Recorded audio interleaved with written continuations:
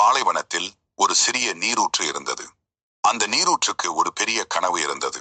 அது ஒரு பெரிய நதியாக மாறி பாலைவனம் முழுவதையும் பசுமையாக்க வேண்டும் என்று விரும்பியது. ஆனால் அது மிகவும் சிறியது. அதன் நீர் மெதுவாகவே வழிந்தது. நீரூற்று தனது கனவை பற்றி மற்ற நீர்த்துளிகளிடம் கூறியது. நான் ஒரு பெரிய நதியாக மாறப்போகிறேன் என்று உற்சாகமாக சொன்னது. மற்ற நீர்த்துளிகள் சிரித்தன. நீ ஒரு சிறிய நீரூற்று மட்டுமே, உன்னால் எப்படி ஒரு பெரிய நதியாக மாற முடியும்? உன் நீர் பாலைவனத்தில் உறிஞ்சப்பட்டுவிடும் என்று கேலி செய்தன. ஆனால் நீரூற்று மனம் தளரவில்லை. அது தனது கனவை நம்பியது. அது தொடர்ந்து மெதுவாக வழிந்தது. ஒவ்வொரு நாளும் அது தனது நீரை சேகரித்து சிறிது சிறிதாக முன்னோக்கி நகர்ந்தது. சூரியன் சுட்டெரித்தது. மணல் அதன் நீரை உறிஞ்சியது. ஆனால் நீரூற்று ஒருபோதும் தனது ஓட்டத்தை நிறுத்தவில்லை.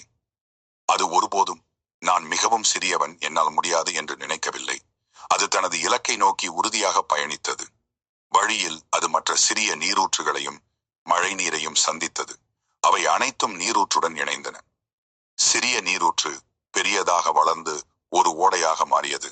ஓடை மேலும் வளர்ந்து ஒரு சிறிய நதியாக மாறியது. அந்த நதி பாலைவனம் வழியாக பாய்ந்து சென்றது. அது பாய்ந்த இடங்களில் எல்லாம் செடிகள் வளர்ந்தன, மரங்கள் பசுமையாயின, விலங்குகள் நீர் அருந்த வந்தன. பாலைவனம் மெதுவாக பசுமையான சோலையாக மாறத் தொடங்கியது.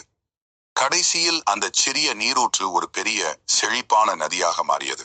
அது தனது கனவை நிறைவேற்றியது. மற்ற நீர்த்துளிகள் ஆச்சரியப்பட்டன. ஒரு சிறிய நீரூற்றால் எப்படி இது சாத்தியமானது என்று வியந்தன.